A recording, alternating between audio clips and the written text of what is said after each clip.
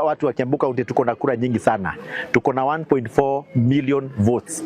Hiyo ni kama kushikanisha Nyeri County, Murang'a County, Kirinyaga County na Laikipia County zote pamoja. Ni PS thirikari-inĩ ya William Ruto. Ndaigua mutarira twina thirikari-inĩ ĩno tiga Professor Kindiki ũrĩa arĩ deputy president witũ.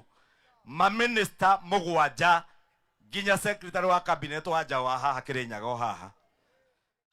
Ladies and gentlemen, today being on Friday of the 8th of August, the 9, something that I had spoken earlier happened.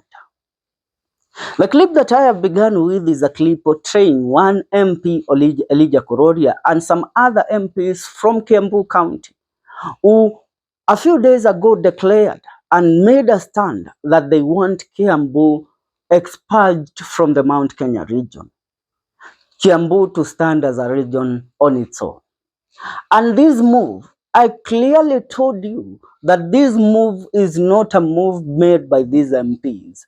This is a plan that has been orchestrated by one Honorable Kimanis to actually have bargaining power against Professor Abraham Kindiki come the year 2027, so that he also Kimanis can have a say on who actually takes the position of the running mate of President William Ruto come the year 2027. Now, you might ask, why am I saying that Honorable Kimanis is currently sabotaging Deputy President Kithure Kindiki? Today, on 9/9/2025, Kimanis held the first economic empowerment program in his constituency, which is the Kikuyu constituency. One man that many would expect was to show up for Kimanis' economic empowerment program in Kikuyu was none other than the Deputy President of the Republic of Kenya, Kithure Kindiki. But to our surprise, Kithure Kindiki was on the other hand having engagement, or having, how do we put it, economic empowerment program in Moyale and Nyeri. Are we together? Of all these empowerment programs that have been ongoing in the 254, for the first time, Kithure Kindiki misses on the economic empowerment program of Kimanis, who is a close ally of President William Ruto and believed to be a very close associate of Kithure Kindiki when it comes to matters what? Matters campaigning for the president and moving ahead as a team. Kithure Kindiki began his empowerment program today morning on 8th of August in Irundini, Tharaka Nithi County, where he is said to have met with the governor, the speaker, and members of the Meru County Assembly in Tharaka Nithi. On number 2, he proceeded to Moyale constituency economic empowerment program in Sololo, which is in Marsabit County. He continued in Marsabit County in Sololo until then he proceeded to Dambala Fachana, which is also Sololo Moyale constituency, Marsabit County. And from there, Kithure Kindiki flew back to Nyeri, here in Nyeri County, where he conducted the Nyeri Town constituency economic empowerment engagement in Nyeri County. He finished his tour, he proceeded from Moyale to Nyeri, and from there he finished his day. On the other hand, Kimanis continued with his empowerment, with his economic empowerment program in Kikuyu constituency, and those that showed up for Kimanis today in the economic empowerment program is none other than the Speaker of National Assembly, Moses Wetangula, and other members of Parliament, including Silvana Sosoro, the Cabinet Secretary of ICT, William Kabogo, Thika Town MP Alice Ng'ang'a and other members of parliament, including Sabina Chege, they were there. But one person was missing in Kikuyu constituency economic empowerment program. That is Kithure Kindiki. I mean, it is the first one that I see Kithure Kindiki missing on this economic empowerment program, because this whole economic empowerment program is a program that the president has designated it to Kithure Kindiki. And it has been working so well for Kithure Kindiki.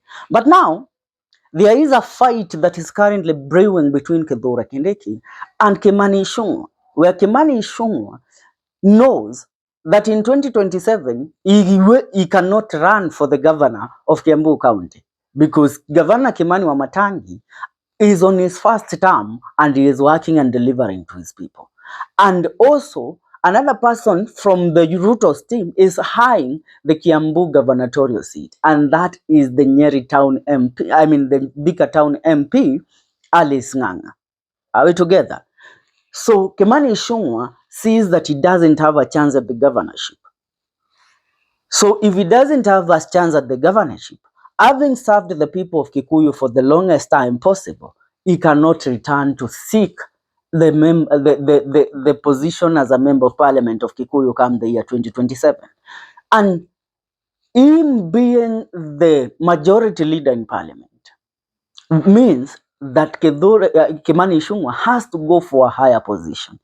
Now, he cannot go for a higher position like the position of the cabinet secretary or the DP without him having some negotiation power. And how do you attain that power? Push for the seclusion of the Kiambu County from the Mount Kenya region. Let Kiambu stand on its own. Let Kiambu be a region on its own. And that is why you heard the members of parliament from Kiambu saying, as CCC wa Mlima Kenya, we want to be counted out of Mlima Kenya, because they believe they have the numbers. But this is not about the numbers. This is about them wanting to form another Kiambu mafia with a leader. Remember, the Kiambu mafia that was there before, led by the Attorney General, the late Attorney General Charles Mogane Jonjo. So Kimani Ichung'wah want to take the position of Charles Jonjo, so that when it comes to the negotiation table come the year 2027, for Ruto to decide on who he will pick for running mate, Kimani Ichung'wah can also have a say, because he knows right now the Mount Kenya East block, Kithure Kindiki has won it. Kithure Kindiki is winning in the Mount Kenya East. Those people are buying into the ideology of Kithure Kindiki. So he cannot allow Kithure Kindiki to continue winning the hearts of the people of the mountain and become the de facto Mount Kenya kingpin, with him having nothing.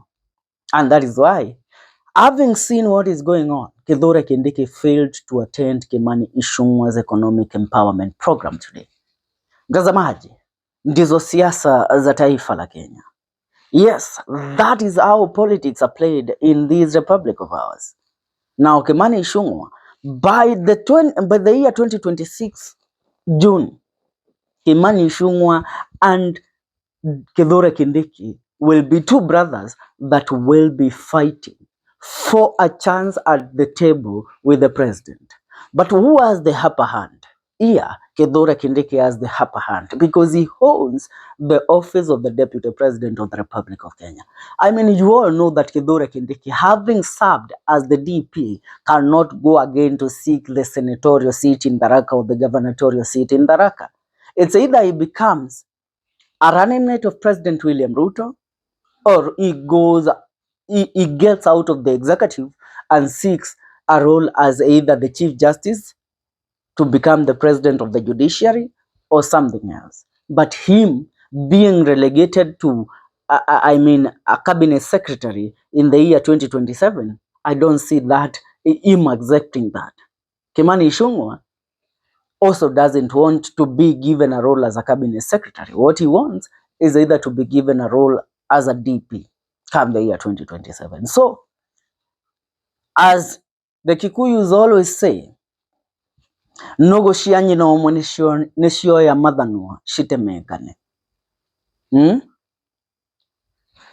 Plus, what's up? Make sure you subscribe to our YouTube channel for more news and more updates. This is the Kenyan Daily Report.